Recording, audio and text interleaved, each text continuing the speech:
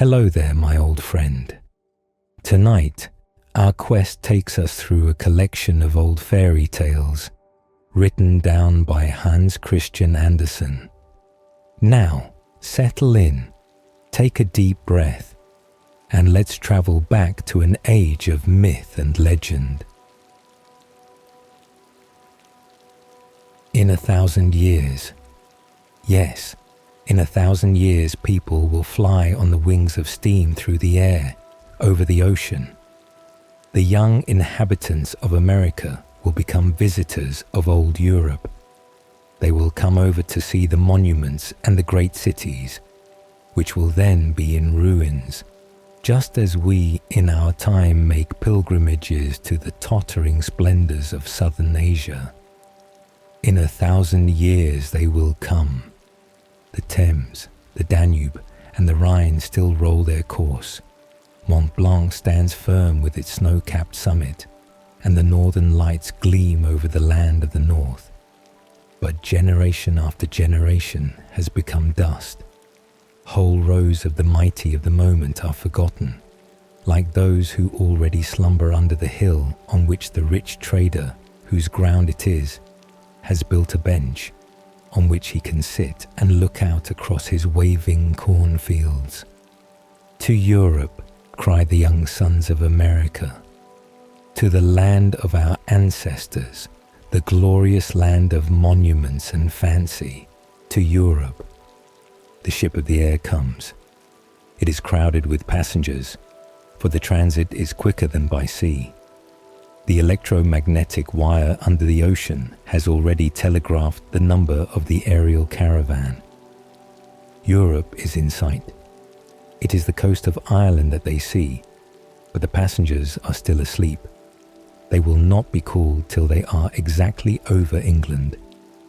There they will first step on European shore, in the land of Shakespeare, as the educated call it. In the land of politics, the land of machines, as it is called by others. Here they stay a whole day. That is all the time the busy race can devote to the whole of England and Scotland. Then the journey is continued through the tunnel under the English Channel to France, the land of Charlemagne and Napoleon. Molière is named. The learned men talk of the classic school of remote antiquity. There is rejoicing and shouting for the names of heroes, poets, and men of science, whom our time does not know, but who will be born after our time in Paris, the center of Europe, and elsewhere. The air steamboat flies over the country whence Columbus went forth, where Cortez was born, and where Calderon sang dramas in sounding verse. Beautiful black-eyed women live still in the blooming valleys, and the oldest songs speak of the Cid and the Alhambra. Then through the air, over the sea, to Italy, where once lay old everlasting Rome. It has vanished. The Campagna lies desert. A single ruined wall is shown as the remains of St. Peter's, but there is a doubt if this ruin be genuine. Next to Greece, to sleep a night in the Grand Hotel at the top of Mount Olympus, to say that they have been there, and the journey is continued to the Bosphorus, to rest there a few hours and see the place where Byzantium lay, and where the legend tells that the harem stood in the time of the Turks. Poor fishermen are now spreading their nets.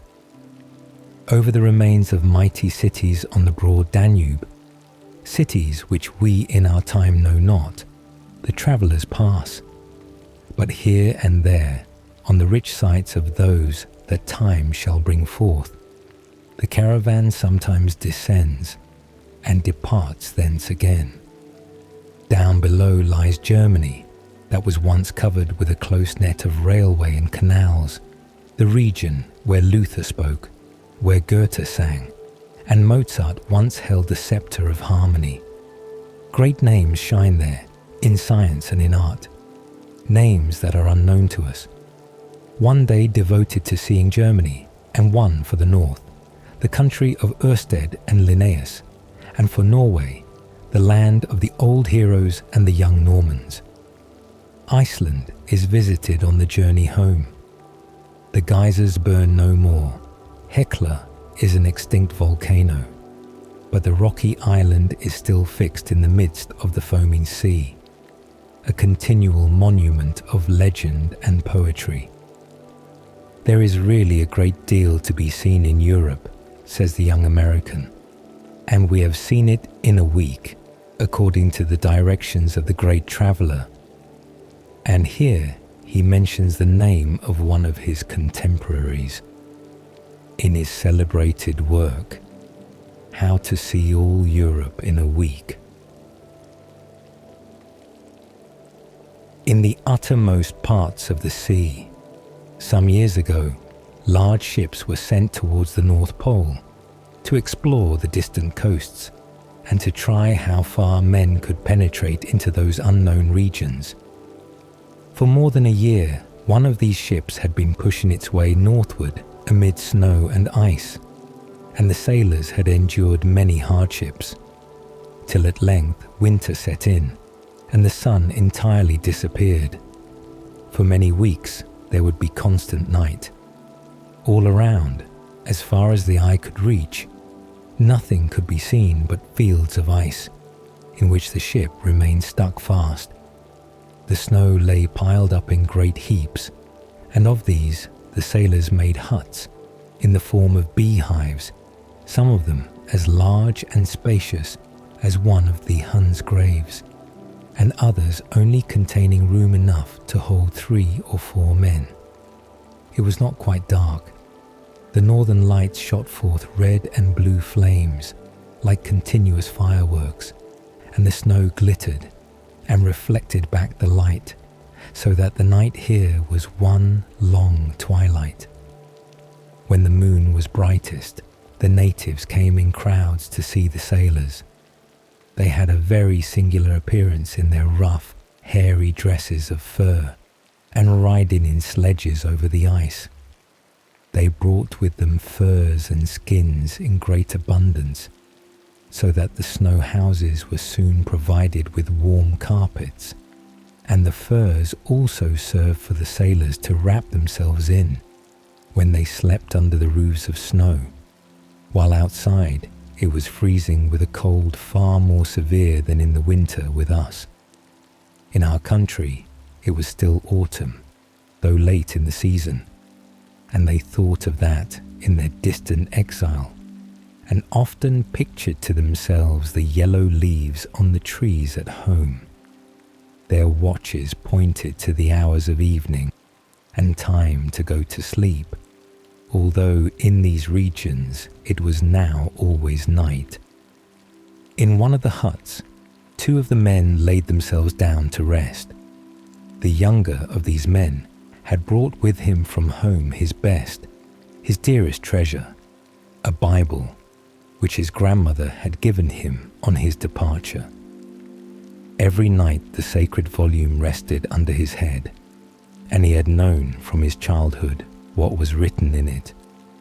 Every day he read in the book, and while stretched on his cold couch, the holy words he had learnt would come into his mind.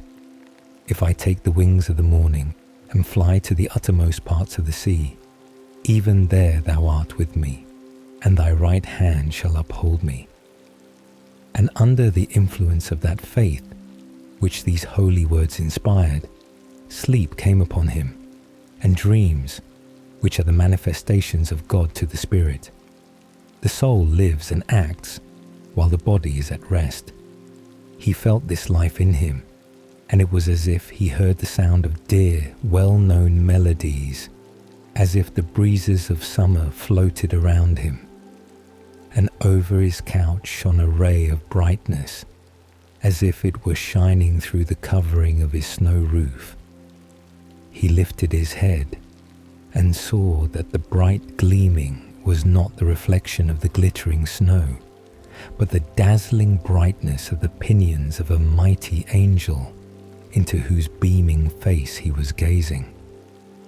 As from the cup of a lily, the angel rose from amidst the leaves of the Bible, and stretching out his arm, the walls of the hut sunk down, as though they had been formed of a light, airy veil of mist, and the green hills and meadows of home, with its ruddy woods, lay spread around him in the quiet sunshine of a lovely autumn day.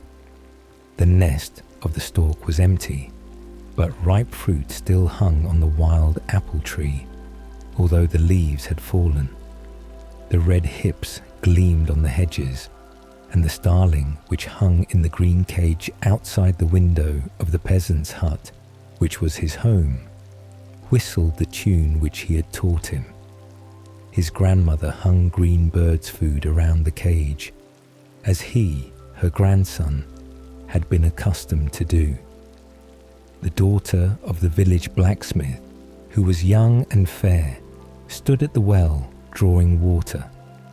She nodded to the grandmother, and the old woman nodded to her, and pointed to a letter which had come from a long way off.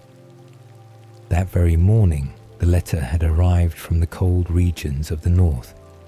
There, where the absent one was sweetly sleeping under the protecting hand of God, they laughed and wept over the letter, and he, far away, amid ice and snow, under the shadow of the angel's wings, wept and smiled with them in spirit, for he saw and heard it all in his dream.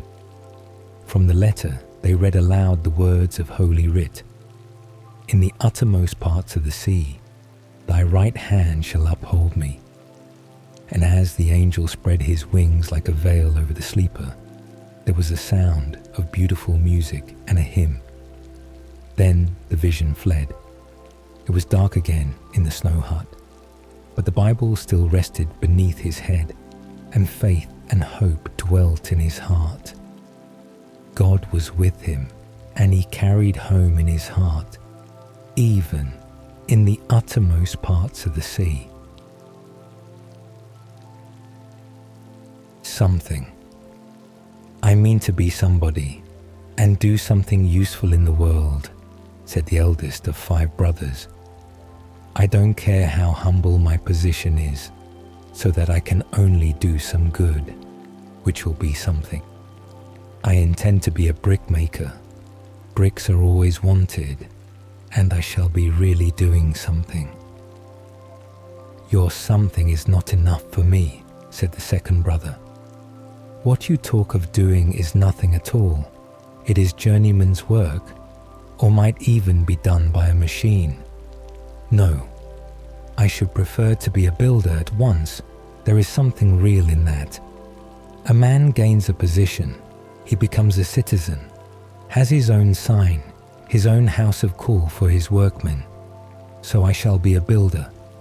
If all goes well, in time I shall become a master and have my own journeymen, and my wife will be treated as a master's wife.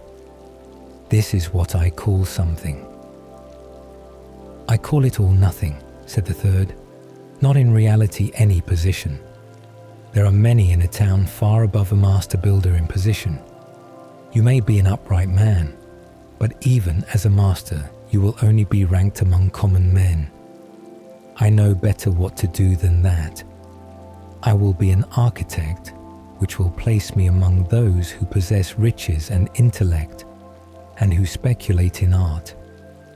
I shall certainly have a rise by my own endeavours from a bricklayer's labourer, or as a carpenter's apprentice, a lad wearing a paper cap, although I now wear a silk hat.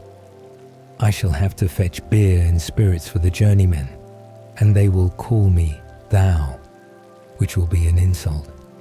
I shall endure it, however, for I shall look upon it all as a mere representation, a masquerade, a mummery, which tomorrow, that is, when I myself as a journeyman shall have served my time, will vanish, and I shall go my way, and all that has passed will be nothing to me.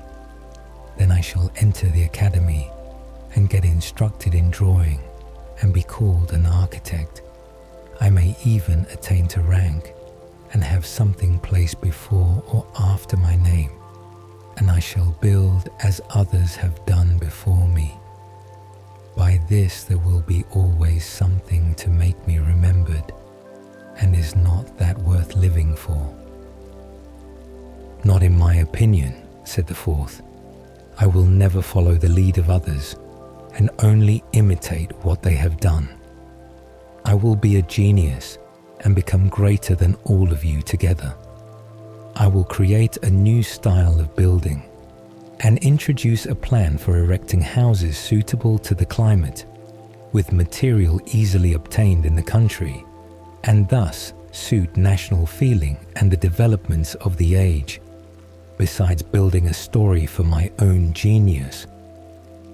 But supposing the climate and the material are not good for much, said the fifth brother, that would be very unfortunate for you and have an influence over your experiments.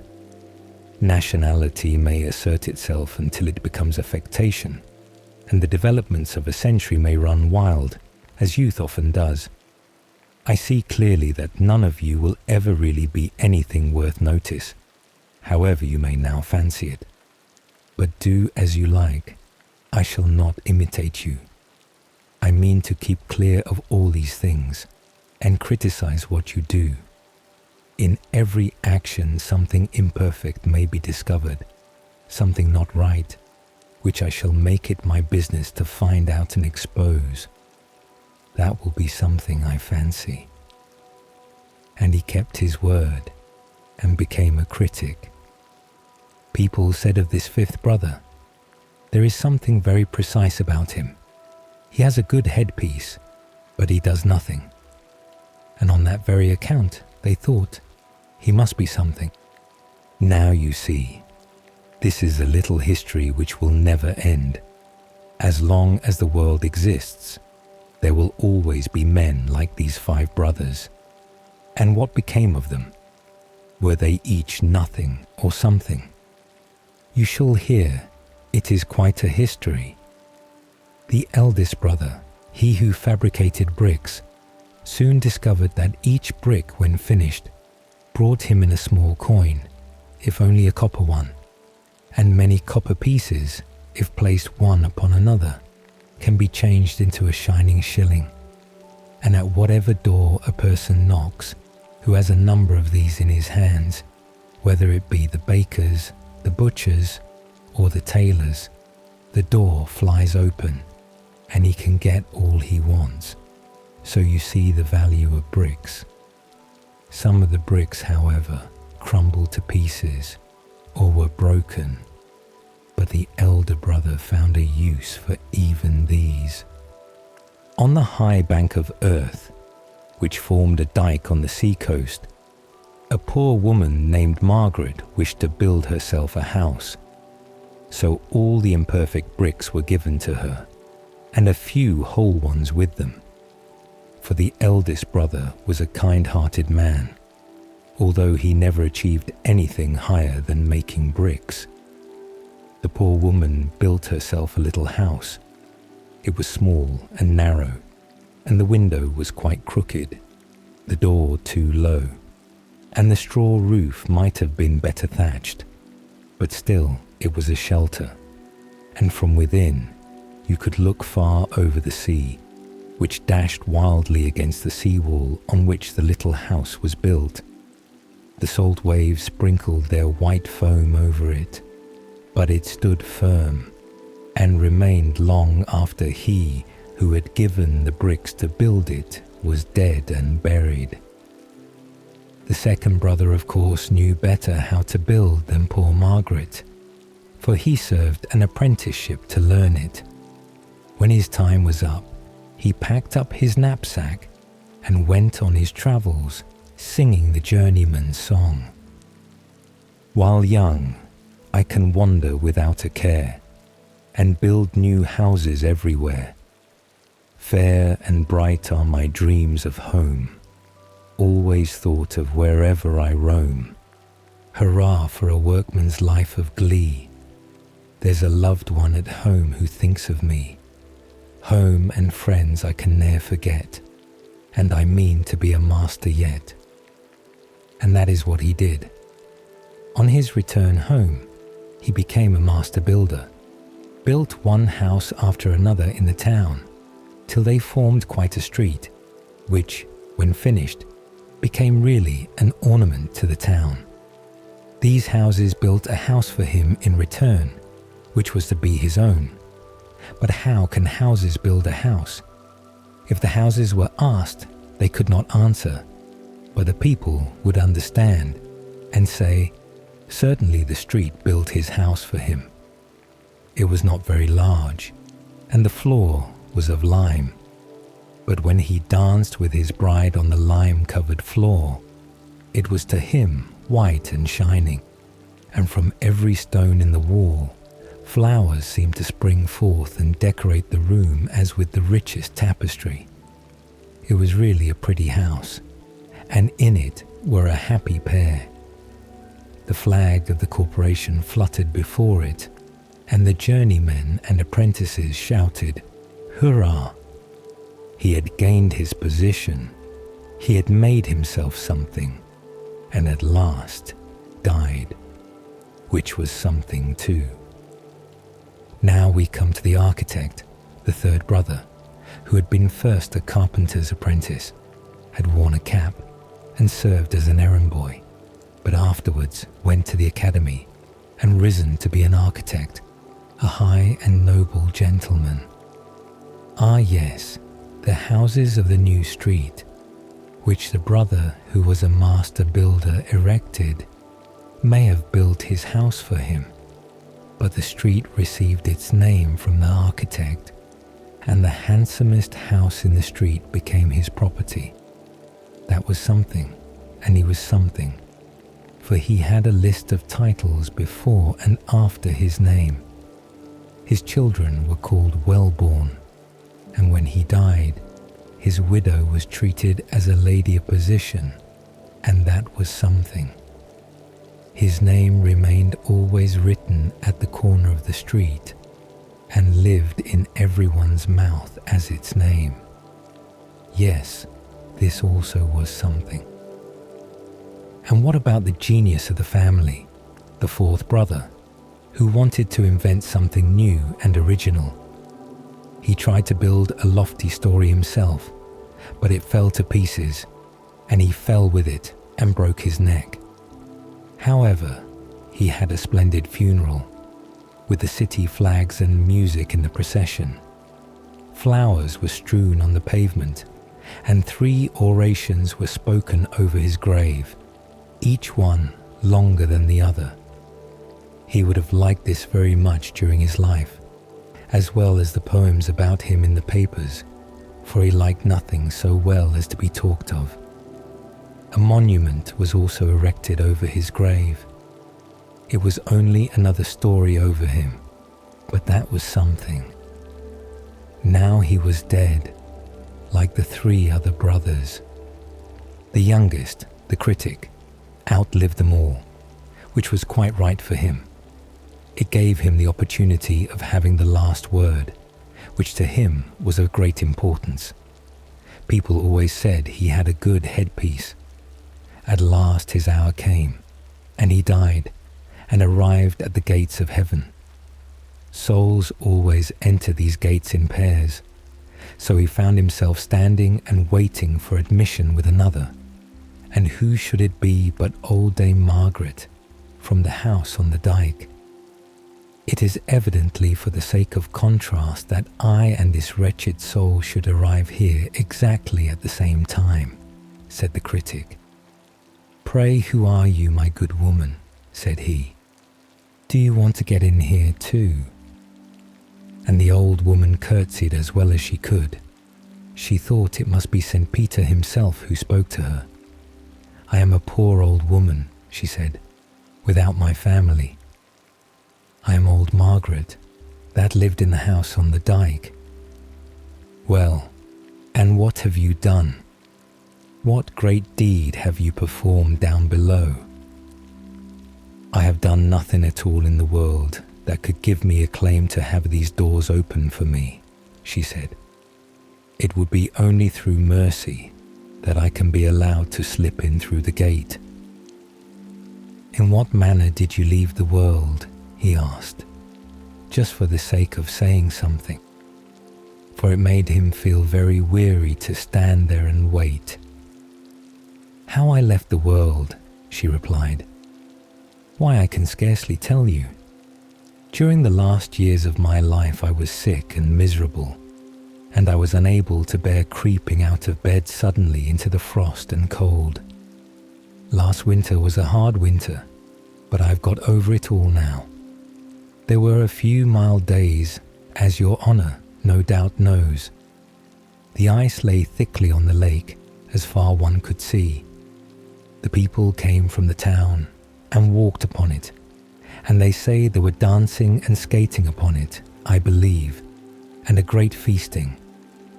The sound of beautiful music came into my poor little room where I lay. Towards evening, when the moon rose beautifully, though not yet in her full splendour, I glanced from my bed over the wide sea, and there, just where the sea and sky met, rose a curious white cloud.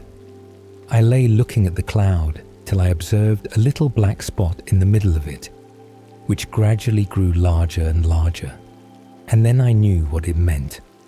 I am old and experienced, and although this token is not often seen, I knew it, and a shuddering seized me. Twice in my life had I seen this same thing, and I knew that there would be an awful storm with a spring tide, which would overwhelm the poor people who were now out on the ice, drinking, dancing, and making merry. Young and old, the whole city were there. Who was to warn them if no one noticed the sign or knew what it meant as I did? I was so alarmed that I felt more strength and life than I had done for some time. I got out of bed and reached the window. I could not crawl any farther from weakness and exhaustion, but I managed to open the window. I saw the people outside running and jumping about on the ice. I saw the beautiful flags waving in the wind. I heard the boys shouting, "Hurrah!" and the lads and lasses singing, and everything full of merriment and joy. But there was the white cloud with the black spot hanging over them. I cried out as loudly as I could, but no one heard me. I was too far off from the people. Soon would the storm burst, the ice break, and all who were on it be irretrievably lost. They could not hear me, and to go to them was quite out of my power. Oh, if I could only get them safe on land. Then came the thought, as if from heaven, that I would rather set fire to my bed and let the house be burned down than that so many people should perish miserably. I got a light, and in a few moments the red flames leaped up as a beacon to them. I escaped fortunately as far as the threshold of the door, but there I fell down and remained. I could go no farther. The flames rushed out towards me, flickered on the window, and rose high above the roof. The people on the ice became aware of the fire and ran as fast as possible to help a poor sick woman who, as they thought, was being burned to death. There was not one who did not run. I heard them coming, and I also at the same time was conscious of a rush of air and a sound like the roar of heavy artillery. The spring flood was lifting the ice covering, which brake into 1,000 pieces.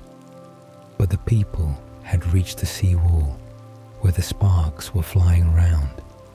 I had saved them all, but I suppose I could not survive the cold and fright, so I came up here to the gates of paradise. I am told they are open to poor creatures such as I am, and I have now no house left on earth. But I do not think that will give me a claim to be admitted here. Then the gates were opened, and an angel led the old woman in. She had dropped one little straw out of her straw bed when she set it on fire to save the lives of so many. It had been changed into the purest gold, into gold that constantly grew and expanded into flowers and fruit of immortal beauty. "See," said the angel, pointing to the wonderful straw, "this is what the poor woman has brought. What dost thou bring? I know thou hast accomplished nothing, not even made a single brick. Even if thou couldst return, and at least produce so much, very likely when made, the brick would be useless unless done with a good will, which is always something. But thou canst not return to earth, and I can do nothing for thee." Then the poor soul, the old mother who had lived in the house on the dike, pleaded for him. She said, "His brother made all the stone and bricks and sent them to me to build my poor little dwelling, which was a great deal to do for a poor woman like me. Could not all these bricks and pieces be as a wall of stone to prevail for him? It is an act of mercy. He is wanting it now, and here is the very fountain of mercy." "Then," said the angel, "thy brother, he who has been looked upon as the meanest of you all, he whose honest deeds to thee appeared so humble, it is he who has sent you this heavenly gift. Thou shalt not be turned away. Thou shalt have permission to stand without the gate and reflect and repent of thy life on earth. But thou shalt not be admitted here until thou hast performed one good deed of repentance, which will indeed for thee be something." I could have expressed that better, thought the critic, but he did not say it aloud, which for him was something after all. The Brave Tin Soldier. There were once 25 tin soldiers who were all brothers, for they had been made out of the same old tin spoon. They shouldered arms and looked straight before them, and wore a splendid uniform, red and blue.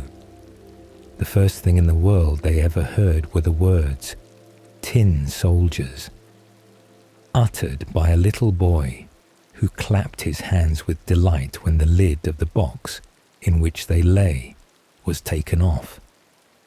They were given him for a birthday present, and he stood at the table to set them up. The soldiers were all exactly alike, excepting one, who had only one leg. He'd been left to the last, and then there was not enough of the melted tin to finish him, so they made him to stand firmly on one leg, and this caused him to be very remarkable. The table on which the tin soldier stood was covered with other playthings, but the most attractive to the eye was a pretty little paper castle. Through the small windows, the rooms could be seen. In front of the castle, a number of little trees surrounded a piece of looking glass, which was intended to represent a transparent lake. Swans made of wax swam on the lake and were reflected in it. All this was very pretty, but the prettiest of all was a tiny little lady who stood at the open door of the castle. She also was made of paper, and she wore a dress of clear muslin with a narrow blue ribbon over her shoulders, just like a scarf. In front of these was fixed a glittering tinsel rose as large as her whole face. The little lady was a dancer, and she stretched out both her arms and raised one of her legs so high that the tin soldier could not see it at all, and he thought that she, like himself, had only one leg. "That is the wife for me," he thought, "but she is too grand and lives in a castle, while I have only a box to live in, 25 of us all together. That is no place for her. Still, I must try and make her acquaintance." Then he laid himself at full length on the table behind a snuff box that stood upon it. so that he could peep at the little delicate lady who continued to stand on one leg without losing her balance. When evening came, the other tin soldiers were all placed in the box, and the people of the house went to bed. Then the playthings began to have their own games together, to pay visits, to have sham fights, and to give balls. The tin soldiers rattled in their box. They wanted to get out and join the amusements, but they could not open the lid. The nutcrackers played at leapfrog, and the pencil jumped about the table. There was such a noise that the canary woke up and began to talk, and in poetry too. Only the tin soldier and the dancer remained in their places. She stood on tiptoe, with her legs stretched out, as firmly as he did on his one leg. He never took his eyes from her for even a moment. The clock struck 12, and with a bounce, up sprang the lid of the snuff box. But instead of snuff, there jumped up a little black goblin, for the snuff box was a toy puzzle. "Tin soldier," said the goblin, "don't wish for what does not belong to you." But the tin soldier pretended not to hear. "Very well, wait till tomorrow then," said the goblin. When the children came in the next morning, they placed the tin soldier in the window. Now, whether it was the goblin who did it or the draught is not known, but the window flew open, and out fell the tin soldier, heels overhead, from the third story into the street beneath. It was a terrible fall, for he came head downwards, his helmet and his bayonet stuck in between the flagstones, and his one leg up in the air. The servant maid and the little boy went downstairs directly to look for him, but he was nowhere to be seen, although once they nearly trod upon him. If he had called out, "Here I am," it would have been all right, but he was too proud to cry out for help while he wore a uniform. Presently it began to rain, and the drops fell faster and faster till there was a heavy shower. When it was over, 2 boys happened to pass by, and one of them said, "Look, there is a tin soldier. He ought to have a boat to sail in." So they made a boat out of a newspaper and placed the tin soldier in it, and sent him sailing down the gutter, while the 2 boys ran by the side of it and clapped their hands. Good gracious, what large waves arose in that gutter, and how fast the stream rolled on, for the rain had been very heavy. The paper boat rocked up and down, and turned itself round sometimes so quickly that the tin soldier trembled. Yet he remained firm. His countenance did not change. He looked straight before him and shouldered his musket. Suddenly the boat shot under a bridge which formed a part of a drain, and then it was as dark as the tin soldier's box. "Where am I going now?" thought he. "This is the black goblin's fault, I am sure. Ah, well, if the little lady were only here with me in the boat, I should not care for any darkness." Suddenly, there appeared a great water rat, who lived in the drain. "Have you a passport?" asked the rat. "Give it to me at once." But the tin soldier remained silent and held his musket tighter than ever. The boat sailed on, and the rat followed it. How he did gnash his teeth and cry out to the bits of wood and straw, "Stop him, stop him. He has not paid toll and has not shown his pass." But the stream rushed on stronger and stronger. The tin soldier could already see daylight shining where the arch ended. Then he heard a roaring sound quite terrible enough to frighten the bravest man. At the end of the tunnel, the drain fell into a large canal over a steep place, which made it as dangerous for him as a waterfall would be to us. He was too close to it to stop, so the boat rushed on, and the poor tin soldier could only hold himself as stiffly as possible without moving an eyelid to show that he was not afraid. The boat whirled round 3 or 4 times and then filled with water to the very edge. Nothing could save it from sinking.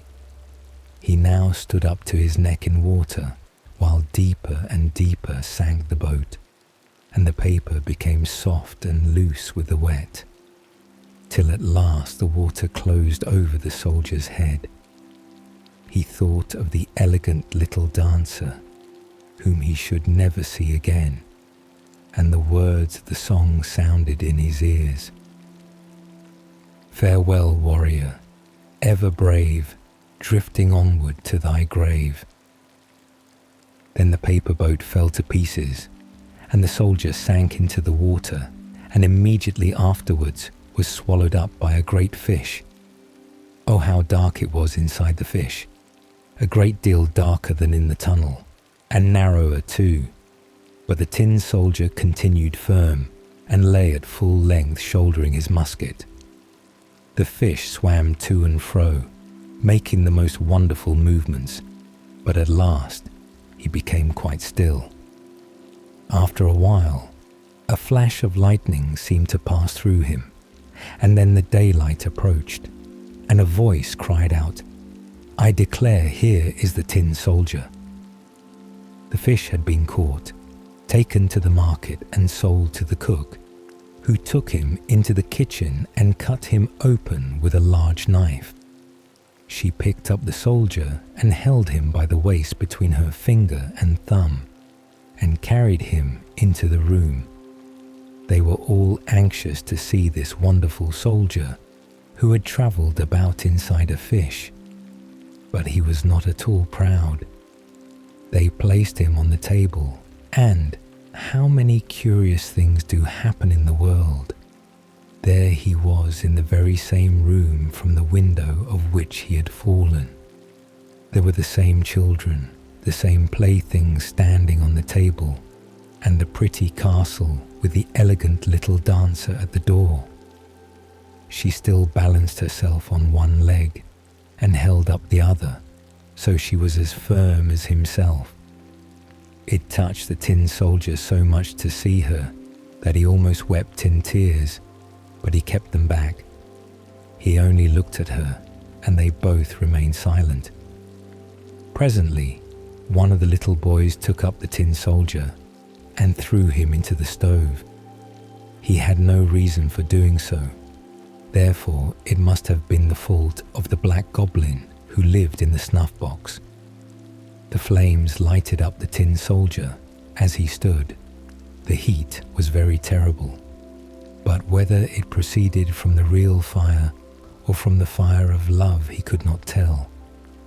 Then he could see that the bright colours were faded from his uniform, but whether they had been washed off during his journey or from the effects of his sorrow, no one could say. He looked at the little lady, and she looked at him. He felt himself melting away, but he still remained firm with his gun on his shoulder. Suddenly, the door of the room flew open, and the draught of air caught up the little dancer. She fluttered like a sylph right into the stove by the side of the tin soldier, and was instantly in flames and was gone. The tin soldier melted down into a lump, and the next morning, when the maidservant took the ashes out of the stove, she found him in the shape of a little tin heart. But of the little dancer, nothing remained but the tinsel rose, which was burned black as a cinder.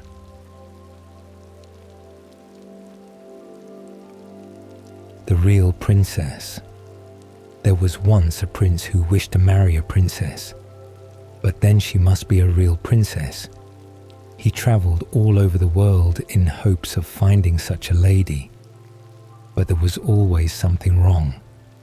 Princesses he found in plenty, but whether they were real princesses, it was impossible for him to decide, for now one thing, now another, seemed to him not quite right about the ladies.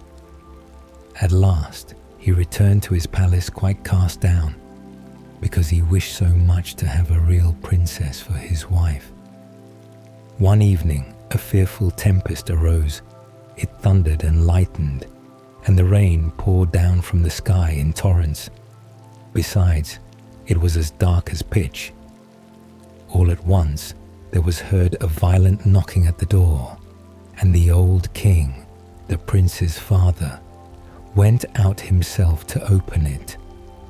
It was the princess who was standing outside the door. What with the rain and the wind, she was in a sad condition. The water trickled down from her hair, and her clothes clung to her body. She said she was a real princess. "Ah, we shall soon see that," thought the old Queen Mother. However, she said not a word of what she was going to do, but went quietly into the bedroom, took all the bedclothes off the bed, and put 3 little peas on the bedstead. She then laid 20 mattresses one upon another over the 3 peas, and put 20 feather beds over the mattresses. Upon this bed the princess was to pass the night. The next morning she was asked how she had slept.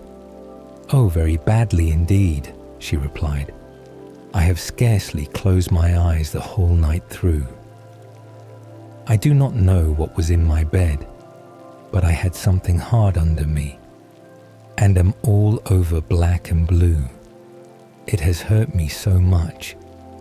Now it was plain that the lady must be a real princess, since she had been able to feel the 3 little peas through the 20 mattresses and 20 feather beds. None but a real princess could have had such a delicate sense of feeling. The prince accordingly made her his wife, being now convinced that he had found a real princess. The 3 peas were, however, put into the cabinet of curiosities, where they are still to be seen, provided they are not lost. Wasn't this a lady of real delicacy?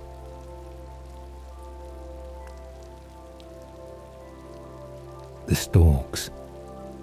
On the last house in a little village, the storks had built a nest, and the mother stork sat in it with her 4 young ones, who stretched out their necks and pointed their black beaks, which had not yet turned red, like those of the parent birds. A little way off, on the edge of the roof, stood the father stork, quite upright and stiff. Not liking to be quite idle, he drew up one leg and stood on the other, so still that it seemed almost as if he were carved in wood. It must look very grand, thought he, for my wife to have a sentry guarding her nest. They do not know that I am her husband. They will think I have been commanded to stand here, which is quite aristocratic. And so he continued standing on one leg. In the street below were a number of children at play, and when they caught sight of the storks, one of the boldest amongst the boys began to sing a song about them, and very soon he was joined by the rest. These are the words of the song, but each only sang what he could remember of them in his own way. "Stork, stork, fly away, stand not on one leg, I pray. See, your wife is in her nest, with her little ones at rest. They will hang one and fry another. They will shoot a third and roast his brother." "Just hear what those boys are singing," said the young storks. "They say we shall be hanged and roasted." "Never mind what they say. You need not listen," said the mother. "They can do no harm." But the boys went on singing and pointing at the storks and mocking at them, excepting one of the boys whose name was Peter. He said it was a shame to make fun of animals and would not join with them at all. The mother stork comforted her young ones and told them not to mind. "See," she said, "how quiet your father stands, although he is only on one leg." "But we are very much frightened," said the young storks, and they drew back their heads into the nests. The next day, when the children were playing together and saw the storks, they sang the song again. "They will hang one and roast another." "Shall we be hanged and roasted?" asked the young storks. "No, certainly not," said the mother. "I will teach you to fly, and when you have learnt, we will fly into the meadows and pay a visit to the frogs, who will bow themselves to us in the water and cry, 'Croak, croak,' and then we shall eat them up. That will be fun." "And what next?" asked the young storks. "Then," replied the mother, "all the storks in the country will assemble together and go through their autumn maneuvers, so that it is very important for everyone to know how to fly properly.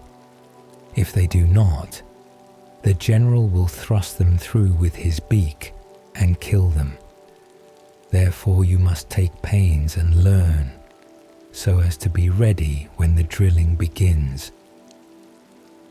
Then we may be killed after all, as the boys say, and hark, they are singing again." "Listen to me, and not to them," said the mother stork. "After the great review is over, we shall fly away to warm countries far from hence, where there are mountains and forests, to Egypt, where we shall see 3-cornered houses built of stone, with pointed tops that reach nearly to the clouds. They are called pyramids, and are older than a stork could imagine. And in that country there is a river that overflows its banks, and then goes back, leaving nothing but mire. There we can walk about and eat frogs in abundance." "Oh, oh," cried the young storks. "Yes, it is a delightful place. There is nothing to do all day long but eat, and while we are so well off out there, in this country, there will not be a single green leaf on the trees, and the weather will be so cold that the clouds will freeze and fall on the earth in little white rags." The stork meant snow, but she could not explain it in any other way. "Will the naughty boys freeze and fall in pieces?" asked the young storks. "No, they will not freeze and fall into pieces," said the mother, "but they will be very cold and be obliged to sit all day in a dark, gloomy room, while we shall be flying about in foreign lands, where there are blooming flowers and warm sunshine." Time passed on, and the young storks grew so large that they could stand upright in the nest and look about them.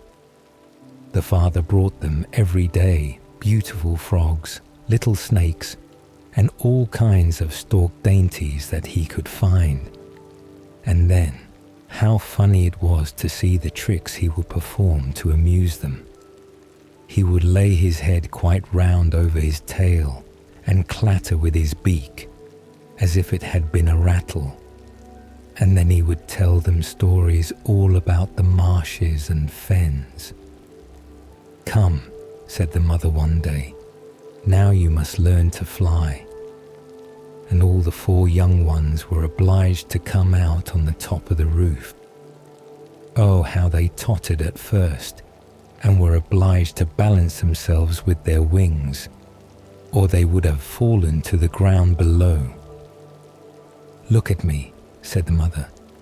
"You must hold your heads in this way and place your feet so. Once, twice, once, twice. That is it. Now you will be able to take care of yourselves in the world."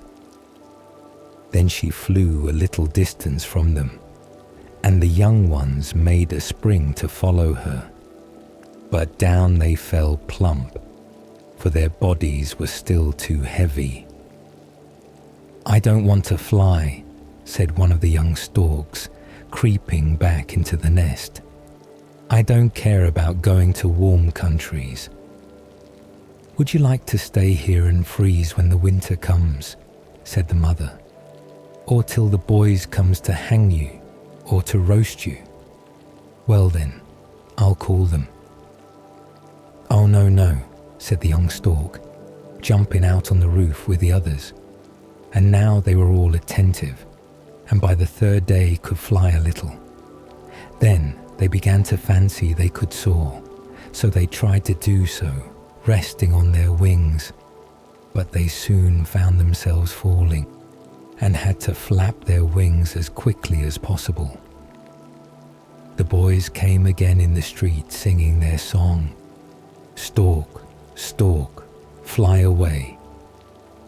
"Shall we fly down and pick their eyes out?" asked the young storks. "No, leave them alone," said the mother. "Listen to me. That is much more important. Now then, 1, 2, 3. Now to the right. 1, 2, 3. Now to the left, round the chimney. There now, that was very good. That last flap of the wings was so easy and graceful that I shall give you permission to fly with me tomorrow to the marshes. There will be a number of very superior storks there with their families, and I expect you to show them that my children are the best brought up of any who may be present. You must strut about proudly. It will look well and make you respected." "But may we not punish those naughty boys?" asked the young storks. "No, let them scream away as much as they like. You can fly from them now up high amid the clouds, and will be in the land of the pyramids when they are freezing, and have not a green leaf on the trees or an apple to eat." "We will revenge ourselves," whispered the young storks to each other, as they again joined the exercising. Of all the boys in the street who sang the mocking song about the storks, not one was so determined to go on with it as he who first began it. Yet he was a little fellow, not more than 6 years old. To the young storks he appeared at least 100, for he was so much bigger than their father and mother. To be sure, storks cannot be expected to know how old children and grown-up people are, so they determined to have their revenge on this boy, because he began the song first and would keep on with it. The young storks were very angry and grew worse as they grew older, so at last their mother was obliged to promise that they should be revenged, but not until the day of their departure. "We must see first how you acquit yourselves at the grand review," said she. "If you get on badly there, the general will thrust his beak through you, and you will be killed, as the boys said, though not exactly in the same manner. So we must wait and see." "You shall see," said the young birds. And then they took such pains and practiced so well every day that at last it was quite a pleasure to see them fly so lightly and prettily.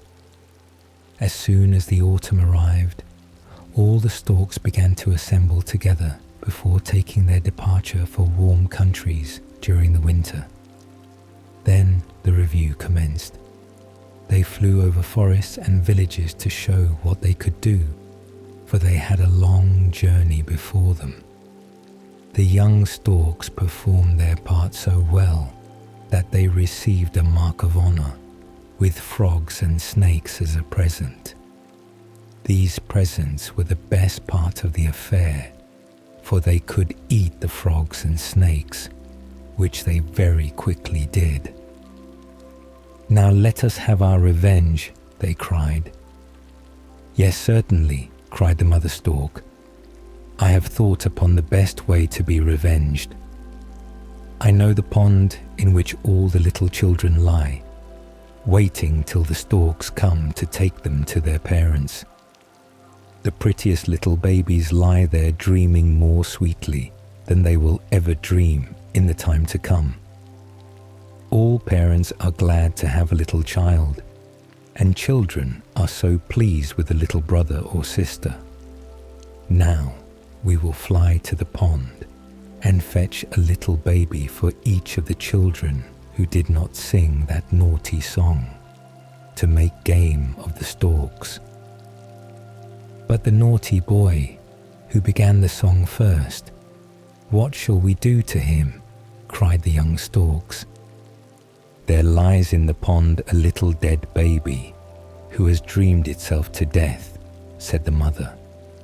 We will take it to the naughty boy, and he will cry because we have brought him a little dead brother. But you have not forgotten the good boy, who said it was a shame to laugh at animals. We will take him a little brother and sister too, because he was good. He is called Peter, and you shall all be called Peter in future. So they all did what their mother had arranged, and from that day, even till now, all the storks have been called Peter.